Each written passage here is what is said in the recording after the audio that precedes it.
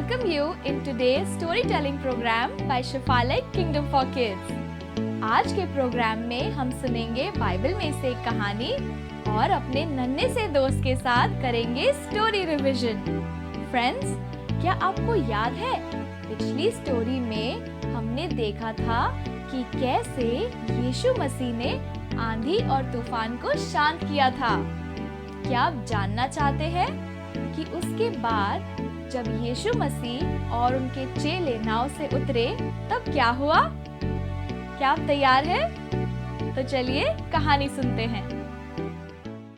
जब नाव किनारे पर पहुंची तब यीशु मसीह और उनके चेले नाव से उतरकर गिरासेनियों के देश में पहुंचे।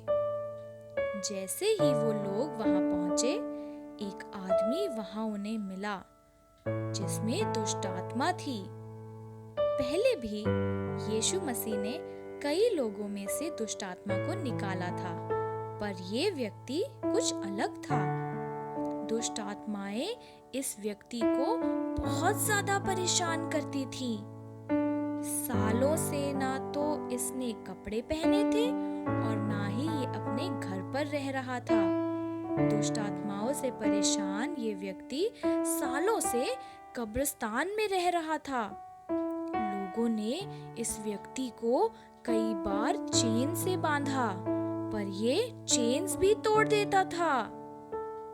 अब जब यीशु मसीह और उनके चेले गिरासेनियों के देश में पहुंचे और ये व्यक्ति उनसे मिला, तो उनके सामने गिरकर जोर जोर से चिल्लाकर यीशु से कहने लगा कि हे परम प्रधान परमेश्वर के पुत्र, हमें आपसे क्या काम? और वो कहने लगा कि हमें परेशान ना करें। दरअसल ये सारी बातें ये इंसान नहीं, पर इसके अंदर बैठी हुई दुष्ट आत्माएं बोल रही थी। ये सारी दुष्ट आत्माएं यीशु मसीह से डरी हुई थी। यीशु मसीह को तो पता था कि ये व्यक्ति खुद बात नहीं कर रहा, पर इसके अंदर बैठी दुष्ट आत्मा बात कर रही है। तो यीशु ने भी दुष्ट आत्मा से उसका नाम पूछा। दुष्ट आत्माओं ने जवाब दिया कि उनका नाम सेना है।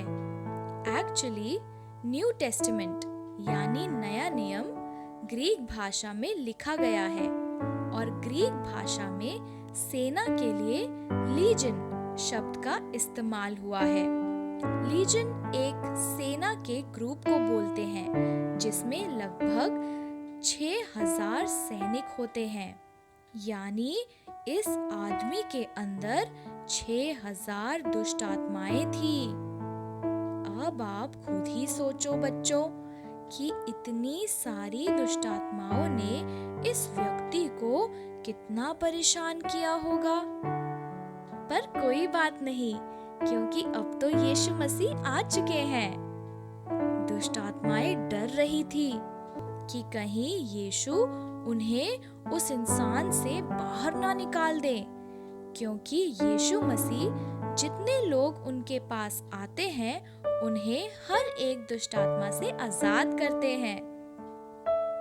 यहाँ भी यीशु मसीह ने ऐसा ही किया। यीशु मसीह ने सारी दुष्ट आत्माओं को निकलने की आज्ञा दी और पास में ही कुछ पशु चर रहे थे, उन पशुओं में जाने की आज्ञा दे दी। अब जैसा यीशु मसीह ने कहा वैसा तो करना ही पड़ेगा। तो सारी दुष्ट आत्माएं उस व्यक्ति में से निकलकर उन पशुओं में चली गई और दुष्ट आत्माओं के प्रभाव से वो सारे पशु पास की झील में कूद पड़े और डूबकर मर गए। जब इतना शोर हुआ तो उस इलाके के और भी लोग वहां आए और उस व्यक्ति को बिल्कुल शांत और कपड़े पहने हुए देखकर बहुत अचंभित हुए। इस व्यक्ति ने दुष्ट आत्माओं से छुटकारा पाने के बाद अपने घर और गांव जाकर यीशु मसीह का प्रचार किया। Wow, praise the Lord.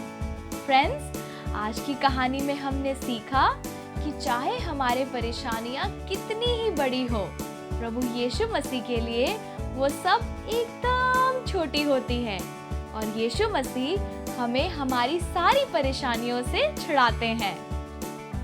Friends, तो चलिए अब हम एक स्टोरी रिवाइज करें। Shall we revise the story? आपको याद होगा कि हमने बाइबल में से एक स्टोरी सुनी थी जहां यीशु मसीह ने पतरस को ढेर सारी मछलियां पकड़ने में हेल्प की थी। याद है ना? तो आइए हम अपने नन्हे दोस्त जॉय के साथ वही कहानी रिवाइज करते हैं।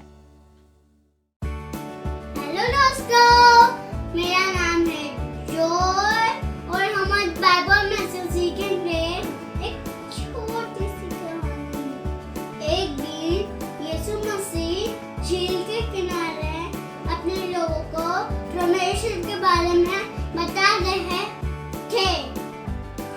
जब भीड़ काफी होने के कारण यीशु मसीह को प्रचार करना मुश्किल हो रहा था।